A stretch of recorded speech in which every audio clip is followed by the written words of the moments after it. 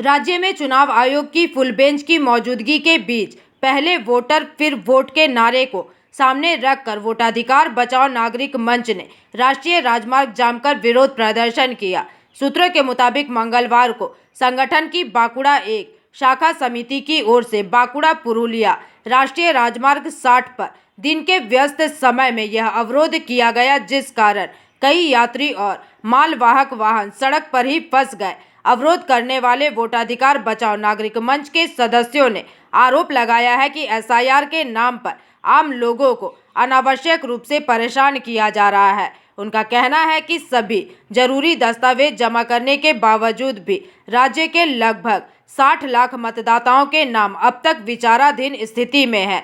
इस परिस्थिति में किसी भी वैध मतदाता का नाम हटाकर चुनाव की घोषणा नहीं की जानी चाहिए। इसी मांग को लेकर वे आंदोलन कर रहे हैं। साथ ही उनका आरोप है कि केंद्रीय चुनाव आयोग भाजपा के इशारे पर काम कर रहा है। इस दिन आंदोलन में शामिल नजरुल इस्लाम मिद्या ने क्या कहा है, आइए सुनते हैं। আমি একজন সরকারি কর্মচারী ছিলাম, পেনশন হোল্ডার, 65-66 বছর বয়স। আজ দীর্ঘদিন আমি ভোট দিয়ে আসছি, আমারটাও বিচারাধীন ভোটারে রেখেছে, আন্ডার বিচারাধীন।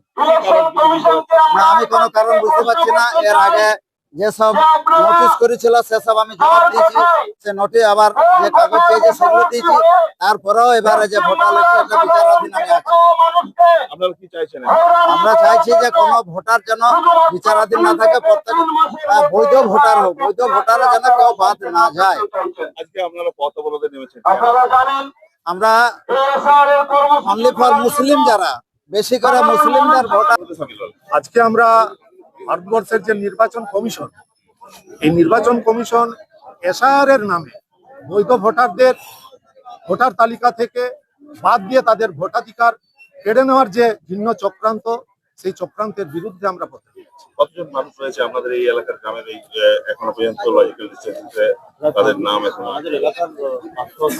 হ্যাঁ, 500-700 প্রায় 1000 জন আমাদের এখানে। আপনাকে একটা তথ্য জানিয়ে রাখি, এমনও মানুষ আছেন যিনি প্রায় 30 বছর জাতির সেবা করেছেন, সিআরপিএফ এর একজন জওয়ান, রেডিও অপারেটর ছিলেন, সেই মানুষও আজকে ভোটার তালিকা থেকে বাদ।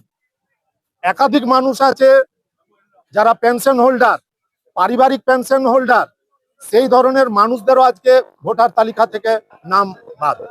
তাদের বিচারাধীন বলা হচ্ছে, যেন তারা অপরাধী। আপনারা কতক্ষণ এই পথ অবরোধ করবেন?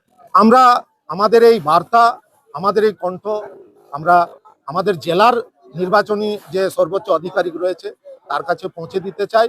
আমরা চাইবো উনি এসে আমাদের সঙ্গে কথা বলুন এবং আমাদেরকে প্রতিশ্রুতি দেন, আমাদের যে দাবি, এই দাবির সঙ্গে একমত হয়ে আমাদের প্রতিশ্রুতি দেন।